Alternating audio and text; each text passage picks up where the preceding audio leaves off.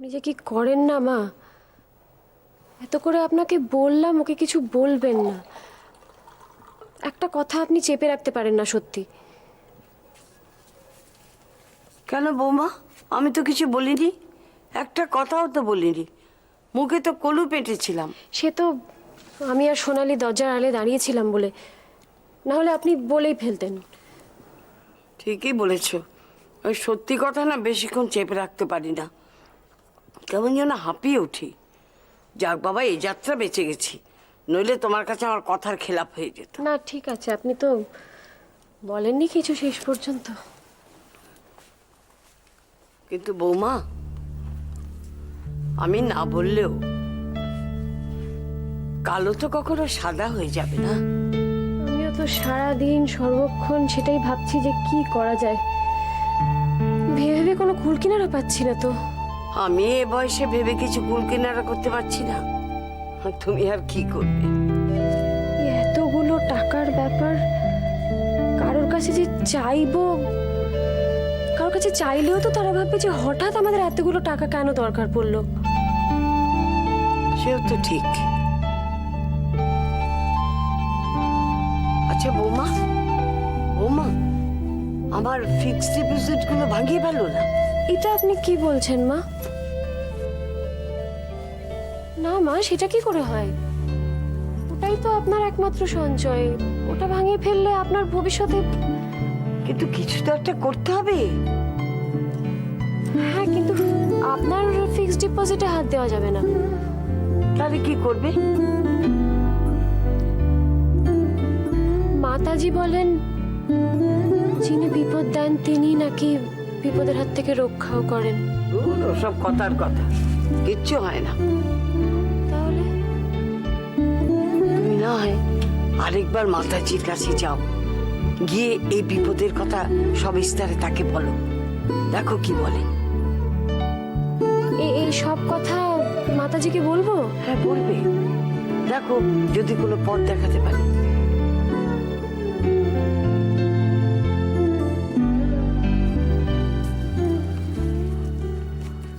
কি হলো এটা? কি হচ্ছে? নারী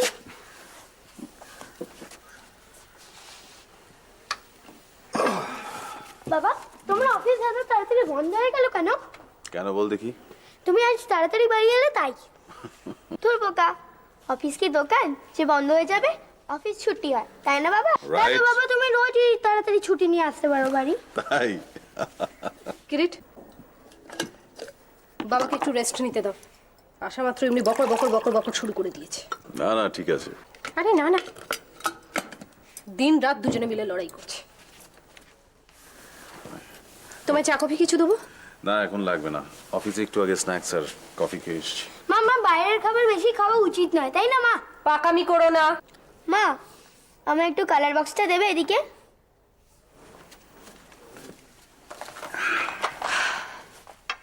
দেখি কি করছো। দেখাচ্ছি। ওটা কিসের ড্রয়িং দেখি?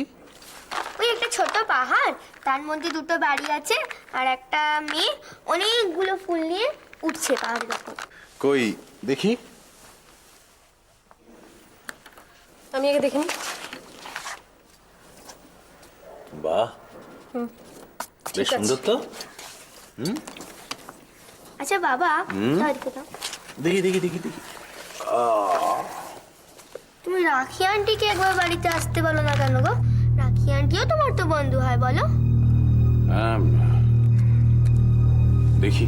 তোর হঠাৎ রাখি আন্টির কথা মনে হলো কেন? বাইরে এই বাড়িতে তো সবাই আসে তোমার বন্ধুরা, সীমা মাসি, নাদিয়া মাসি, লতা মাসি, তাহলে বাবার বন্ধুরা কেন আসবে না? কাকুর বন্ধুরা আসে, দেখো কত ভালো ভালো, নিশা দিদি, পার্থ দাদা, কৌশিক দাদা।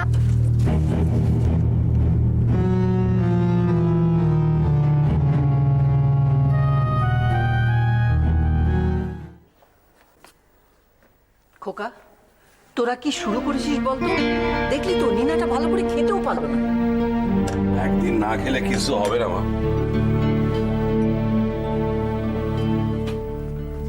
বড্ড বার বেড়ে গেছিস খোকা। আমি তোকে বলছি ওসব নার্সিং হোম টোম করার কিচ্ছু দরকার নেই, ছেড়ে দে ওসব। ছেড়ে দেবো মা? আরে যেদিন থেকে ওই কাজটা তুই শুরু করেছিস সেই দিন থেকে যেন সংসারে একেবারে শনির দৃষ্টি পড়েছে, একটা না একটা অশান্তি লেগেই আছে। অশান্তির সঙ্গে নার্সিং হোমের কি সম্পর্ক? ওটাই তো যত নষ্টের মূল। যখন ওসব ছিল না তখন তো কোনো সমস্যা ছিল না। তোদের দুজনের মধ্যে দিন রাত খিটিমিটি লেগে আছে, ছেলেটার দিকে ভালো করে নজর দিচ্ছিস না, এর নাম সংসার করা? ছি। এসব কথা তুমি আমাকে কেন বলছো মা? যার দোষ তাকে বলো। মা, এতদিন আমি যা করেছি তা সবই আমার ক্যারিয়ারের জন্য, টাকার জন্য। টাকার জন্য? টাকার জন্য তুই একটা বাজে লোকের সাথে ব্যবসা শুরু করেছিস? কিসের এত টাকার দরকার তোর? বাজে লোক? বাজে লোক কাকে বলছো? কাকে আবার? তোদের ওই হরনাথ বাবুকে। তুই কি ভাবিস লোকটা খুব ভালো? মা, হরনাথ বাবুর মতো লোকেরা যাদের প্রচুর টাকা, তারা কিন্তু সব সময় পুরোদস্তুর সৎ হয় না। আর তাছাড়া আমার সঙ্গে হরনাথ বাবুর কোনো সম্পর্ক নেই, আমার সম্পর্ক তার টাকার সঙ্গে।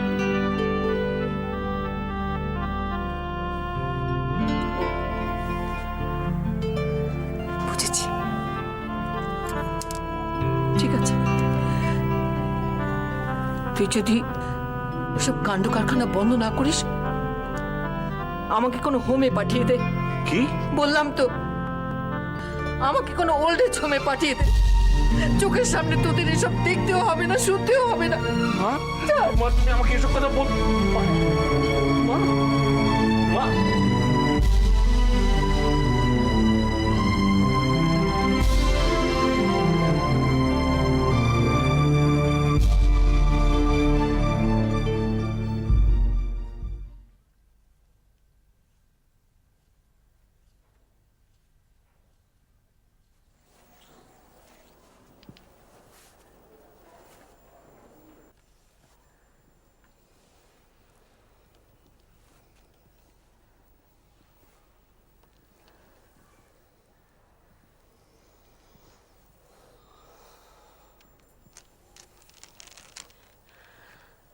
শ্বেত চন্দন একটু বেশি করে বাটিস তো, কাজে লাগবে।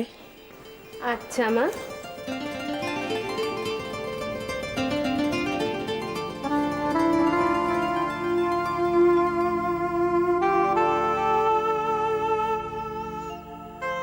গোছা করে ধূপ জ্বেলে দিস, চারিদিকে সুগন্ধি ছড়িয়ে পড়ুক। মানুষের মনে যা পঙ্কিলতা, দম বন্ধ হয়ে আসে।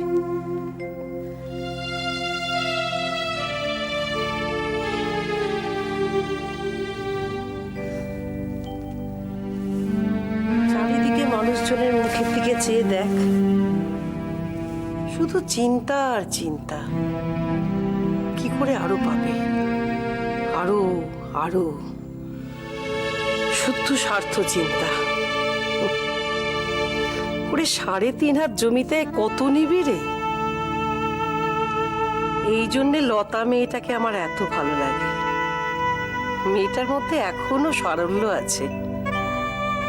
আপনি ওনাকে খুব ভালোবাসেন, তাই না মা? দূর বোকা, ভালো তো আমি সবাইকেই বাসি রে। মানুষকে ভালো না বাসলে ঈশ্বরকে জানবি কি করে? তবে হ্যাঁ, লতার কথা যদি বলিস তাহলে সত্যিই আলাদা।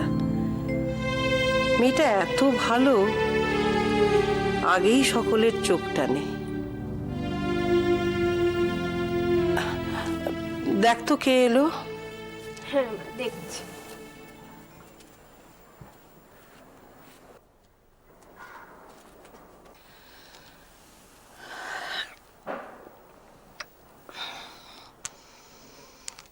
মাগো, আসুন।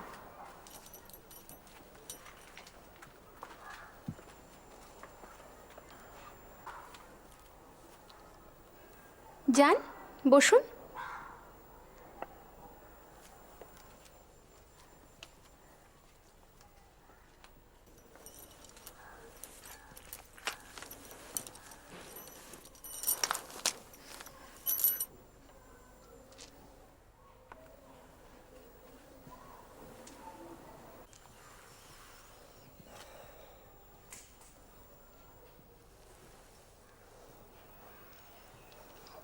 বল। আমি খুব বিপদে পড়ে জানি রে জানি, বিপদে পড়লেই তো মানুষ ইষ্ট নাম জপ করে। আনন্দ, সুখ, শান্তি সবই তো তারই সৃষ্টি রে। রবির চাকরিটা চলে যাবে মাতাজি। কদিন বাদেই পুলিশ এসে ওকে ধরে নিয়ে যাবে। আমাদের কি হবে? দিয়াটারই বা কি হবে? আহা, অত উতলা হোস না, শান্ত হ মা, শান্ত হ। আমায় বল দেখিনি কি হয়েছে। এই তুই একটু বাইরে যা তো।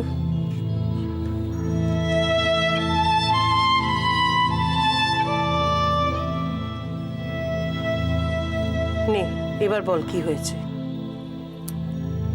70,000 টাকা। কোম্পানির 70,000 টাকাও খরচ করে ফেলেছে। সর্বনাশ। তারপর? বসেদের কাছেও ধরা পড়ে গেছে। 1 সপ্তাহ টাইম দিয়েছে অফিস থেকে। বলেছে এর মধ্যে টাকাটা ফিরিয়ে না দিতে পারলে রবিকে ওরা। কাঁদিস না, কাঁদিস না। মেয়ে হয়ে জন্মেছিস বলেই কি শুধু চোখের জল ফেলবি? আমি এখন কি করব? সবাইকে নিয়ে কোথায় দাঁড়াবো? ভাবিস না, ভাবিস না। তিনি আমাদের সংকটে ফেলেন, আবার তিনি আমাদের পথ দেখান। তার উপরে ভরসা রাখ, দেখবি সব ঠিক হয়ে গেছে। দুশ্চিন্তায় আমি। দুশ্চিন্তার তো কিছু নেই। দেখ, খারাপ সময় আসে, আবার খারাপ সময় কেটেও যায়। যা তুই বাড়ি যা, আমায় একটু ভাবতে দে।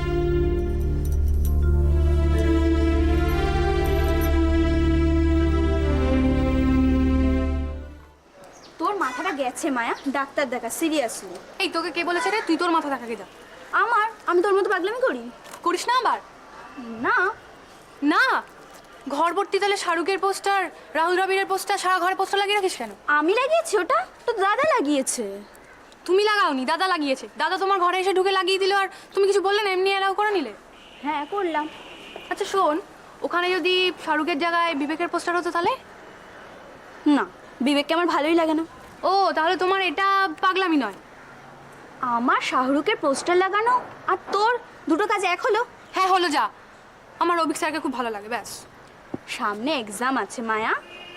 হ্যাঁ জানি তো, আমি তো বাড়িতে পড়ছি। এবার আমাকে ভালো রেজাল্ট করতেই হবে। আর সেদিনকে জানিস তো, অভিক স্যার আমাকে বলছিল কেমন প্রিপারেশন হচ্ছে মায়া।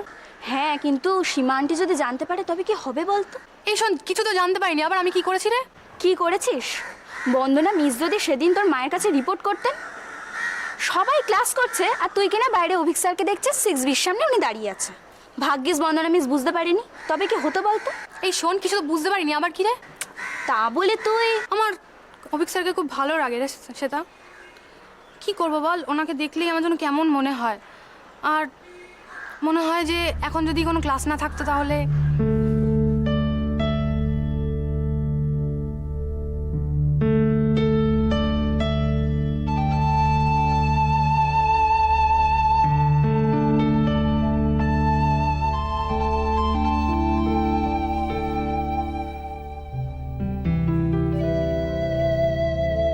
টুকাই ঘুমিয়ে পড়েছে।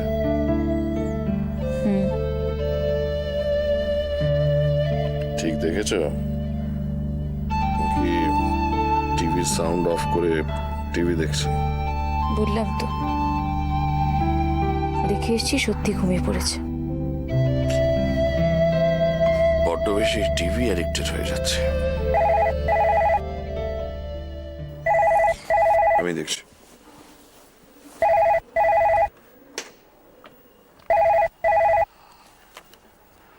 হ্যালো।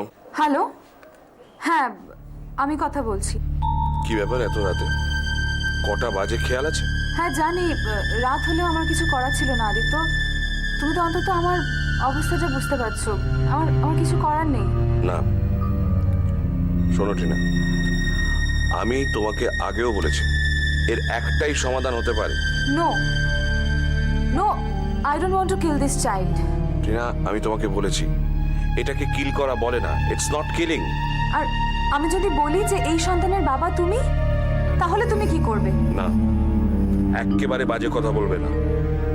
আমার কোনো দায়িত্ব নেই এ ব্যাপারে, আমি 100% শিওর। কি না, লিসেন, শোনো টেন। দেখো, এই ব্যাপারে তোমাকে যত রকম ভাবে সাহায্য করা সম্ভব আমি সেটা করব, অবশ্যই করব, কিন্তু তোমার কোনো উদ্ভট প্রস্তাব আমি মেনে নেব না। হ্যাঁ, এটাই আমার শেষ কথা। Hello hello Aditya Aditya Aditya hello hello hello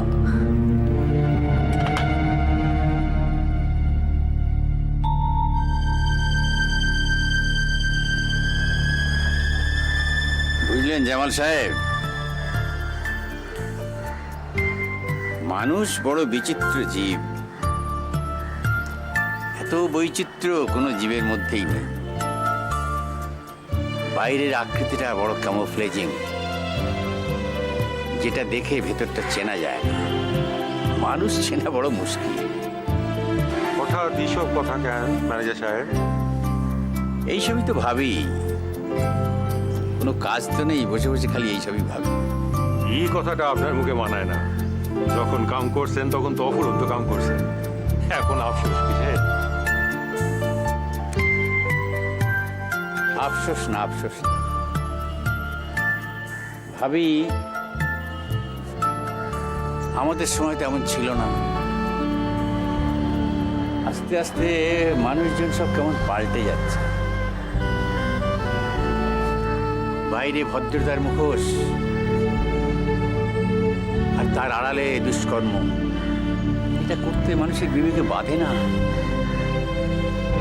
ভালো মন্দ সব তো মানুষের মধ্যেই থাকে ম্যানেজার সাহেব, এই তো সংসারের নিয়ম। আচ্ছা, আপনি কি ওই হরনাথের কথা কইতেছেন? এই লোকটার পরিচয় পাওয়ার পর আমি প্রচন্ড দুশ্চিন্তায় আছি। কবে যে আমার মেয়ের সংসারে সর্বনাশ ডেকে আনবে, সেই কথা ভেবে ভেবে না আমার চোখে ঘুম নেই। মুশকিলটা কি জানেন ম্যানেজার সাহেব? ওই বেবি মারে বা জামাইরে এ কথা বোঝানো বড় মুশকিল। আসলে ওরা তো স্বপ্ন দেখছে না, টাকা পয়সা স্ট্যাটাস, এইসব স্বপ্নে বিভোর হয়ে আছে। আর ওদের ধারণা এই হরনাথ হালদারি হচ্ছে ইচ্ছা পূরণের উপায়। সব এইসব ভাবে কোনো লাভ নাই। সময় আইলে না হয় আমরা বুঝায় সজায় ওদের সরাই লই আসুন। ততদিন তো সর্বনাশ অপেক্ষা করবে না। আপনি বড় বেশি চিন্তা করতেছেন, এত কিছু হয় নাই এখনো। আচ্ছা জামাল সাহেব, আপনি যে এই নাজমাকে এত বড় একটা বিপদ থেকে উদ্ধার করলেন, কত বড় মনের পরিচয় দিয়েছেন। আপনিও তো মানুষ, অথচ ওই লোকটা। ম্যানেজার সাহেব, আপনারে তাহলে ওই নাজমার কথাটা কই আছে জানেন ম্যানেজার সাহেব? আমার একটা ছোট বোন ছিল, বড় নিরীহ, বড় নরম প্রকৃতির। ওর বাচ্চা হওয়ার সময় ওর শ্বশুর বাড়ি কেউ ওরে যত্ন আত্মি করে নাই, আমাদেরও খবর দেন। ওই বোনটা আমার বাঁচে নেই ম্যানেজার সাহেব।